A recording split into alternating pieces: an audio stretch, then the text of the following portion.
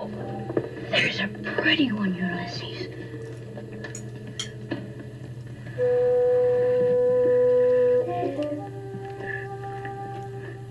There it is. Hello BookTube, I'm Sean the Book Maniac. Welcome back to my channel. Welcome back to another Friday Reads and welcome to a new blouse. My mom took me shopping this week. Santa came early and it's my colors. I love green. And there were other shirts there that I loved even more, but they didn't have it in my size. Oh, this was the consolation prize and it's lovely. So, haven't had a new blouse for a long time. Thanks, Mom. And a bunch of outerwear for winter that I sorely needed. In terms of personal stuff, the only other thing is it's looking now like Kenji won't get here certainly not going to get here for Christmas. He won't get here, I don't think, in January or February. It's going to be more like a May, June, or July thing, and that's actually a much better time to start one's life in Saskatoon, Saskatchewan, Canada. Some of our wind chill temperatures in the past week were minus 45 and so on, so it's warmed up considerably. But I definitely needed a Arctic winter coat, and I have now got one, along with a new blouse. And here is the week in review.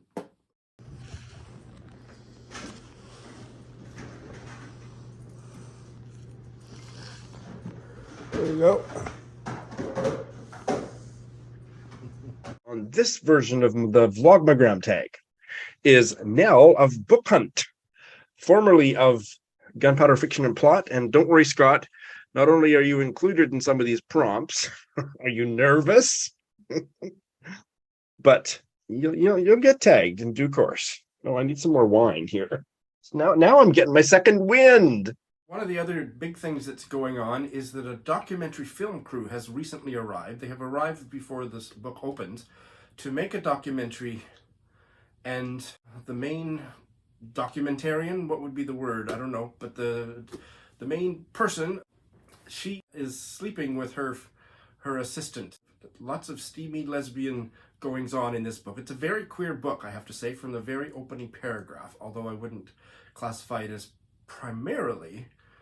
Well, an argument could be made that this is as much a lesbian novel as it is a Welsh novel. That thought didn't quite form in my mind until I was just talking to you here, but oh my goodness. And there was something just particularly brilliant and meaningful for me about how you chose to focus the story, because you could have written a book about educational history, with a whole bunch of stats and stuff, and most of us, our eyes would have glazed over, even though it was important information that we needed to know to make some changes.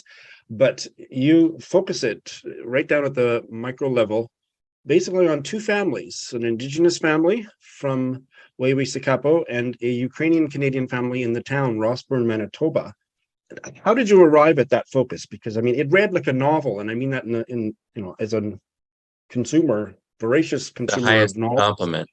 That's the highest compliment we could get. The next one is a queer novel from Canada that I just found out about. I think another novel by the same author I'd added to my TBR some months ago, and then I found out about this other one. And it is called The Family Way by Christopher Dorado.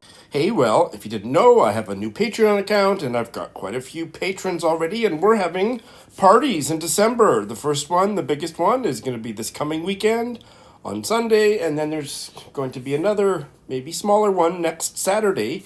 If you join my Patreon in time, you can take part. Check the show notes for more info. When she was told that they were raised on organic feed, Jean Lino went on, pleased at managing the language, she asked if the chicken was free range at the farm, if it had been fluttering around and roosting in the trees. The waiter turns to me. He repeats, "Fluttering? In the trees?" with the look of a person dealing with some crank. All right, I have had a good reading week with a low or two along the way. I have one bail to tell you about. I'm bailing on this Hawaiian history book. Just wasn't the right time. It's just not like most survey history books. I started and bailed on one about India, and earlier this year one about Wales, and now the Hawaiian one. If it's overly academic in focus, if the writing isn't drawing me in, I lose interest. So I lost interest in this. I will find a well-written introductory history of Hawaii. Maybe some of you out there have a recommendation, but this was not it.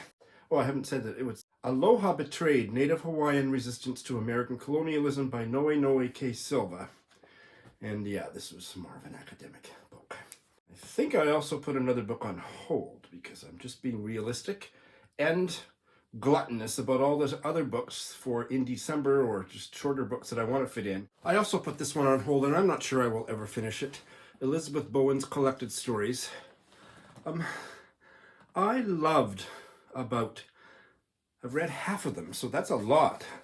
I'm on page 440, and it's almost 900 pages, so I read almost half, and I loved about 4 or 5 out of the dozens of stories I've read, and I'm not sure that's a high enough number to continue. I think she was more of a novelist. A lot of them seemed needlessly hard to follow, and the prose seemed unsatisfyingly dense.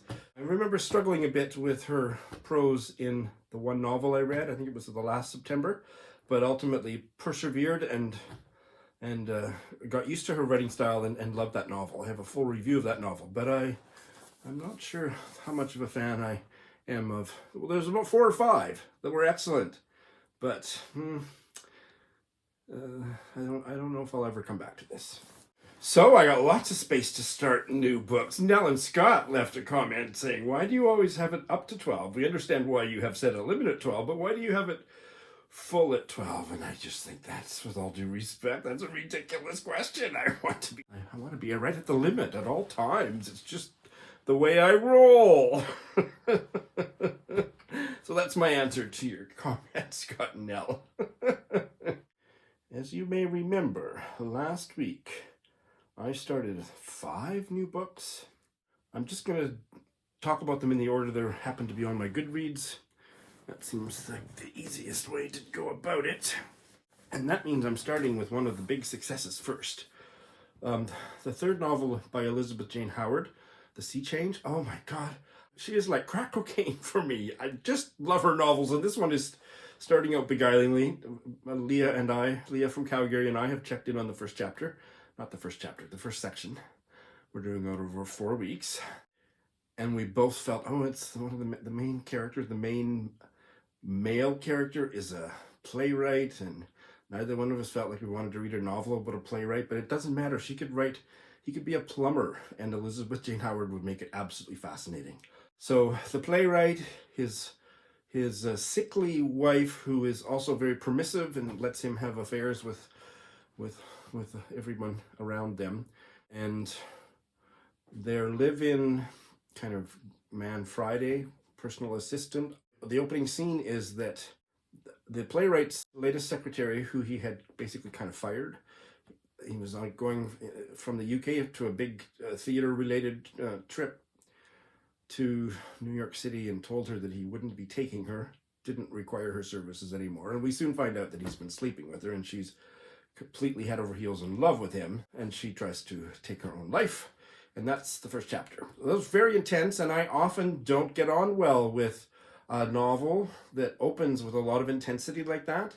She just pulls it off beautifully, and then we start to get to know all these characters, and they're all such fascinating characters. And so now the playwright is off to New York with his new secretary, and she is an utterly fascinating, very simple, very adorable personality, naive to the max, and comes out with the most beautiful folk philosophies about life that endear her to this playwright, but also to the reader.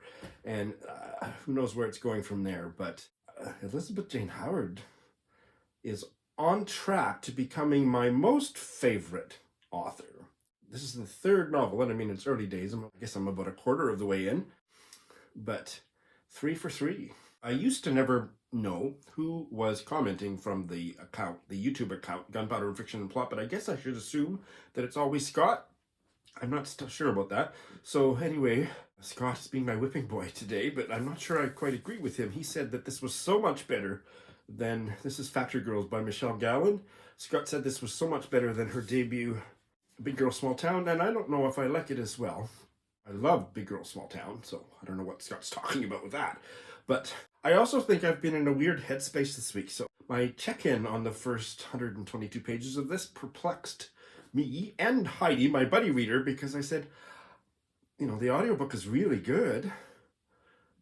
And it's very vibrant and fascinating characters in the story. And I kept falling asleep repeatedly.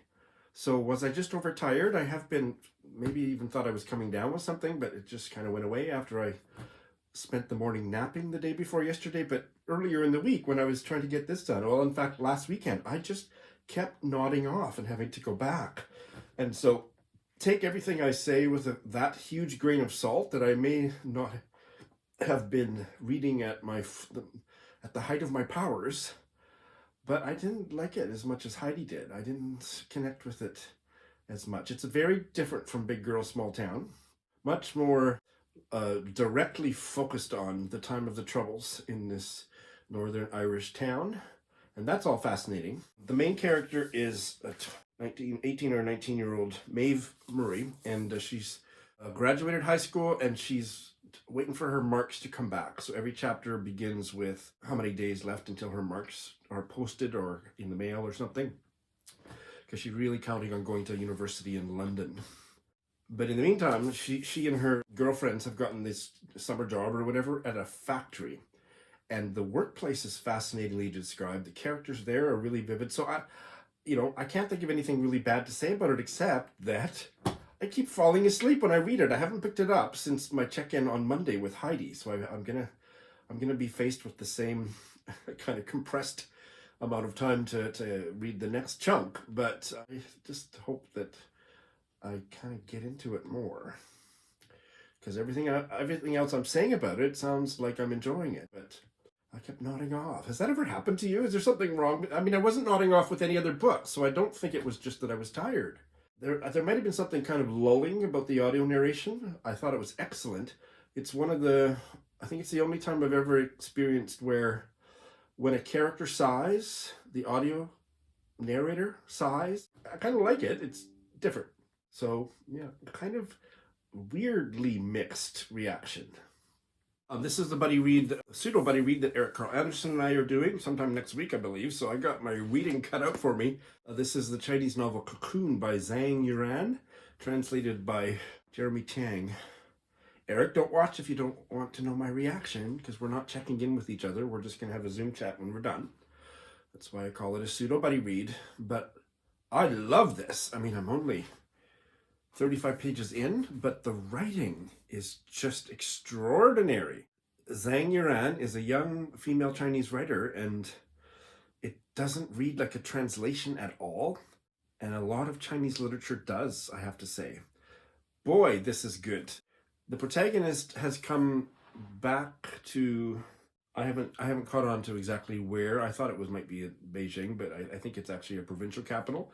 She's come home for the first time in years to look after her grandfather on his deathbed. He was a renowned doctor, and also suffered a lot during the Cultural Revolution, but he ended up being rehabilitated and was a really, really famous personage in China, and now he's on his deathbed. They were estranged, and there's a whole bunch of mysterious stuff that's being referred to that has happened in the past, and she's also reuniting with an old friend who may end up having been more than a friend, and that doesn't necessarily sound very interesting, or it doesn't sound grippingly interesting, but the way it's written, I am riveted. So that's all I'll say, but it's sure starting out good. And I have about 300 pages to read in the next week to be on track for the Zoom chat, and I don't think I'll have any trouble doing it because I'm enjoying it that much. And I could almost say ditto about the next one. I've got a bare start on it. I'm having a Zoom chat with the author next week, and I am absolutely loving it. And that is Tracking the Caribou Queen, Memoir of a Settler Girlhood by Margaret Macpherson. Now, I knew I loved her writing because she read from it at the book launch I went to.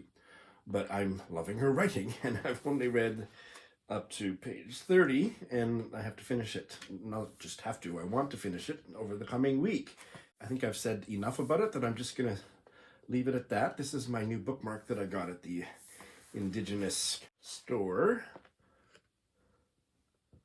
And that is, the artist is Jackie Traverse, an Anishinaabe artist.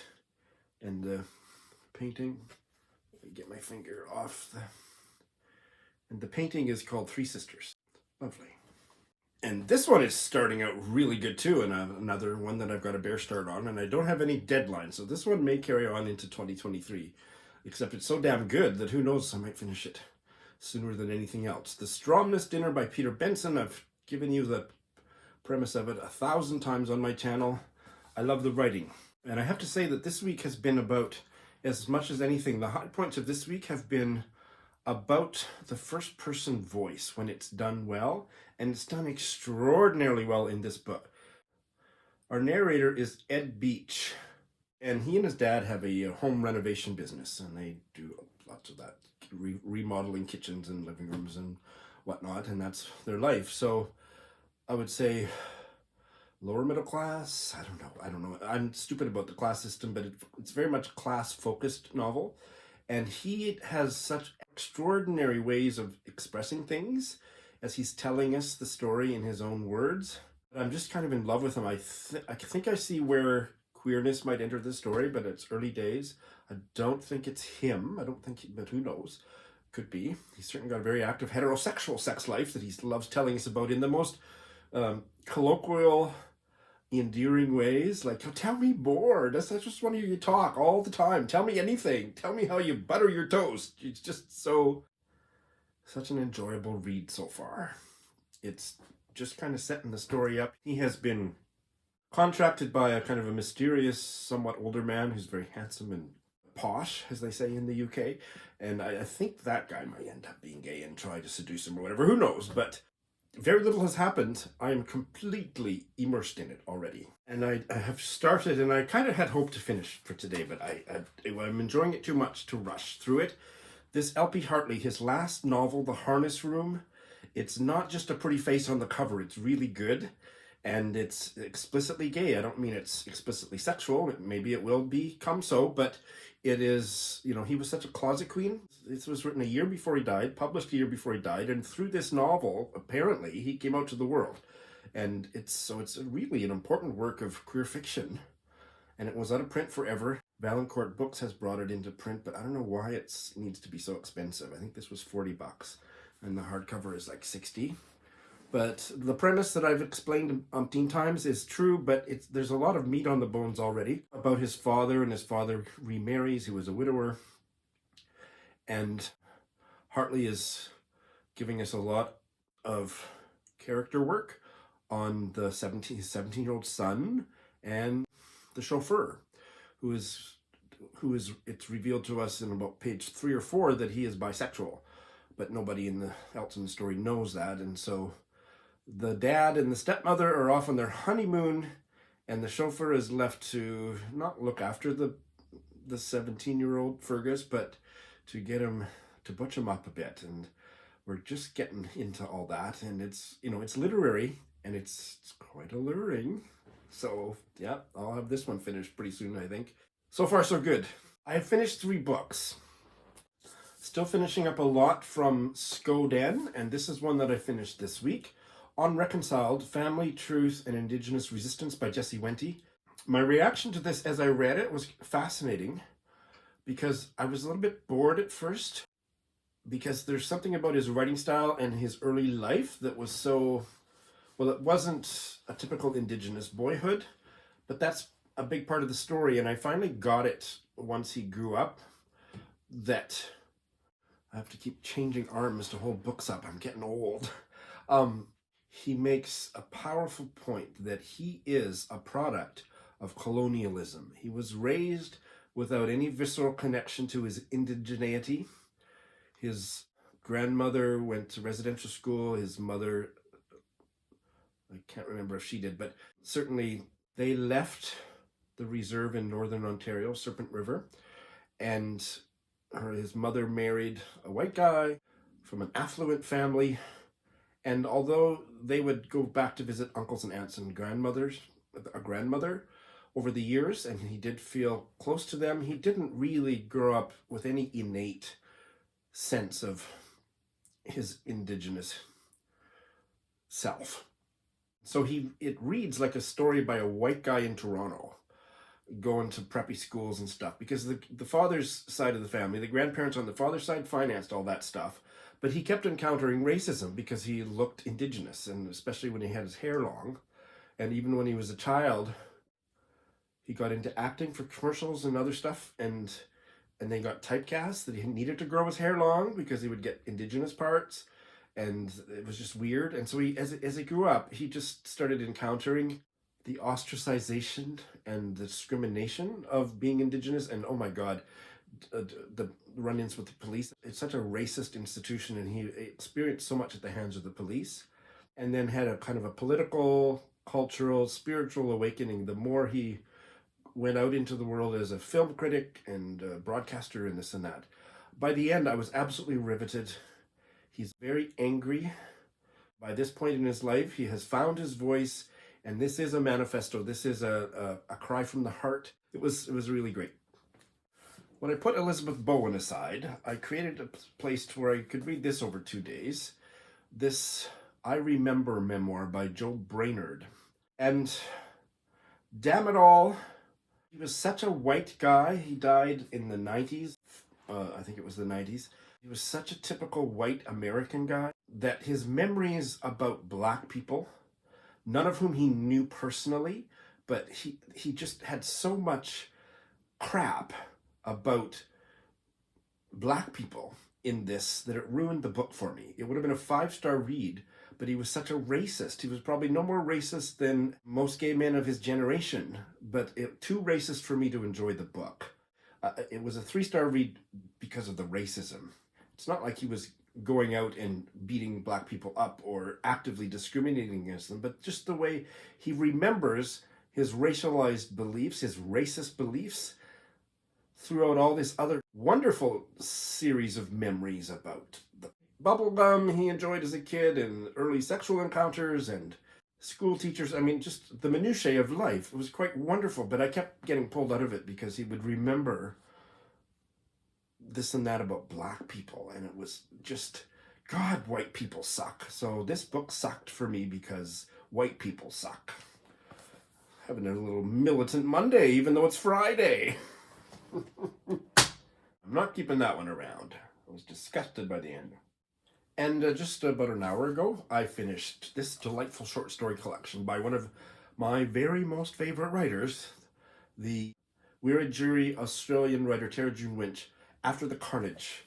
This came out in 2016, and I loved it. I liked more stories than I loved, but I loved enough stories that even though I didn't do a statistical analysis, it actually came down to the penultimate story I loved, and then I thought to myself, if I also love rather than like the final story, it's a 5-star read, and I did, so it is.